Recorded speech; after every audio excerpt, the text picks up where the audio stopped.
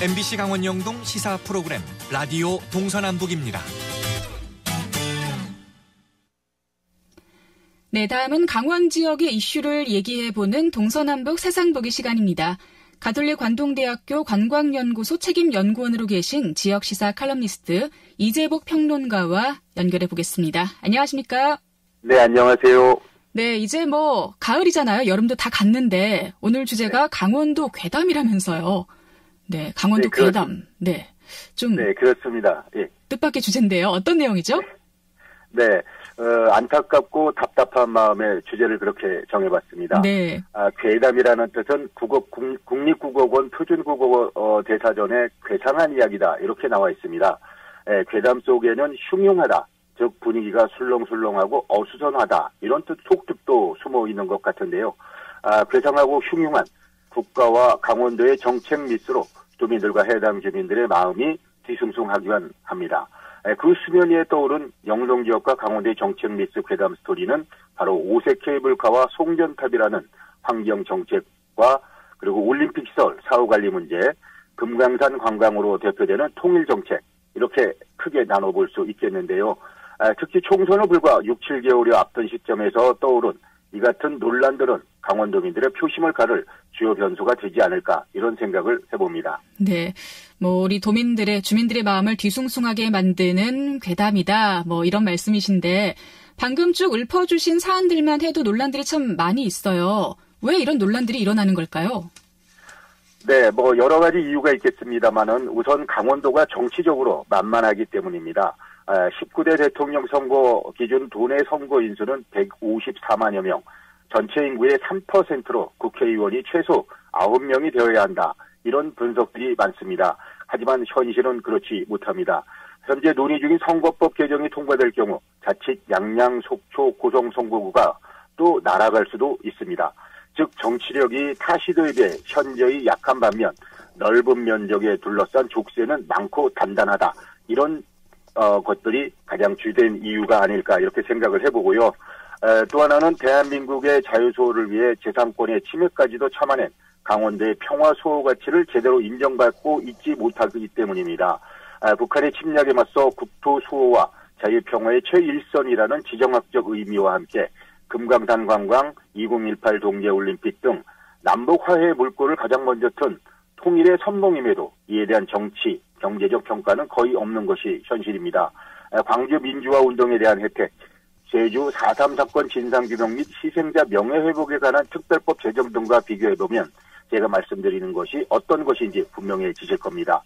특히 최근에 남북화해 평화통일 관련 정책들의 주도권을 경기도가 가져갔다. 이런 지적이 높습니다. 네. 실제로 평화 테마파크 조성 110억 원을 비롯해 신의주와 러시아를 거쳐 유럽까지 연결될 평화경제철도, 즉 동해선 보건의 시작이라 할 수 있는 강릉 제진간 철도 연결 기본 설계비 10억 원조차 내년 예산에서 빠졌습니다. 그렇군요. 사실 이 남북 관계에 있어서 또 유일한 분단도 아니겠습니까, 강원도가. 그래서 네, 강원도의 이 상징성이 굉장히 크다고 생각을 하는데 남북 화해 분위기 속에서 우리 강원도의 여러 가지가 좀 많이 뺏겼다. 경기도가 주도권을 가져갔다라는 게 좀 마음이 아픕니다. 결국은 정치권의 필요에 따라서 강원도를 활용한 게 아닌가라는 생각도 드는데요. 좀 짚어봐 주실까요? 네, 맞습니다. 우리가 흔한 말로 무엇이 중한디 이런 말들을 하는데 저도 그런 표현을 한번 써볼까 합니다. 무엇보다 정권과 정치권의 무관심, 홀대가 도민들에게 우리가 되겠어 라는 무력감과 패배의식 등으로 연결될 수 있지 않을까 하는 점들이 참 우려스럽기만 합니다. 각종 정책 수립이나 현안 문제를 중앙의 눈치를 봐야 하는 종속의 지역 식민지화도 더 가속화되지 않을까 이런 생각도 해보고요. 또 그런 가능성들이 다분하기 때문입니다. 정책 수립 용역과 추진 방향을 중앙에 맡기면서 스스로 낮추고 알아서 기는 실행 계획만을 만들므로써 관련 산업의 발전이라든가 인재 육성을 포기하는 악순환이 반복될 가능성도 높습니다. 네, 참 마음을 무겁게 하는 말씀인데 구체적인 예를 좀 들어주실까요? 네, 이런 예를 한번 들어보겠습니다. 최근 2018 동계올림픽 성공 개최와 관련해서 대통령 포장 등의 수여자들이 발표가 됐는데요. 네. 그중에 최모 셰프라는 분도 포함이 되어 있습니다. 네. 개인적으로 이분이 효적인 허세도 있고 뭐 또 나름 카리스마도 있고 또 TV 출연도 자꾸 해서 좋아하는 분 중에 한 분입니다. 이 사람에게 올림픽 개최 전에 향토 음식을 활용한 올림픽 메뉴 개발을 맡겼었습니다. 네네. 그런데 말이죠. 음식 메뉴의 현실성, 즉 올림픽 후 지역 경제까지 고려한 상업적 활용과 경제적 가치, 뭐 이런 것들은 차치하고라도 살아보지도 않고 살고 있지도 않은 이런 사람에게 강원도 향토 음식을 개발해달라고 거액의 세금을 지급하는 난센스는 무엇이고, 또 그것도 모자라 훈장 수여까지 추천해서 그 셰프의 경력에 화려함까지 선물을 했습니다. 네. 거기에다 올림픽 메뉴 개발 훈장을 받은 셰프의 식당이다. 이런 걸로 인해서 사람이 많이 몰리는 경제적 이득까지 챙겨주는 강원도의 저희가 무엇이냐 이렇게 묻지 않을 수가 없습니다. 그렇군요. 그분은 현재 강원도 어디에도 매장을 갖고 있지 않습니다. 그런가요? 그렇습니다. 올림픽 개최 당시 그렇게 개발된 음식보다 오히려 경기장과 숙소 주변에 있는 시민들의 그런 식당 메뉴들이 더 인기가 좋았으면 무엇을 의미하겠습니까? 결국 우리 세금만 작살났다는 얘기 아니겠습니까? 그렇군요. 그리고 올림픽 1년 6개월이 지났습니다. 고생이라 생각하지 않고 내일처럼 올림픽 성공을 챙긴 자원봉사자들에게 영국 BBC 방송은 2018 동계올림픽의 진정한 스타는 자원봉사자다, 이런 극찬을 했습니다. 그런데 정작 우리나라는 1년 6개월이 훌쩍 지날 때까지 무엇을 해주었겠습니까? 저희가 봤을 때는 아무것도 없습니다. 그저 그냥 불러서 잔치 한번 해준 이 정도인데, 자원봉사자들의 명패, 이런 이름을 새긴 명패 같은 것을 올림픽 시설물에 부착을 해서 오래도록 자긍심을 가질 수 있는 그런 방안조차 논의되지 않은 것으로 알고 있습니다. 자원봉사자들의 힘으로 기억되는 1998년 나가노 동계올림픽의 자원봉사단이 지금까지도 이어지고 있습니다. 이 힘의 원천이 무엇이겠습니까? 그것은 자부심과 자긍심일 것입니다.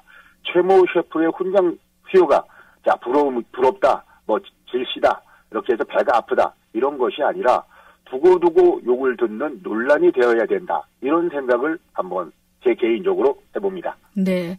사실 그 셰프님 같은 경우는 강원도에 살아보지도 않았는데 강원도의 올림픽 메뉴 개발을 맡겼다라는 것도 조금 이해가 가지가 않고요.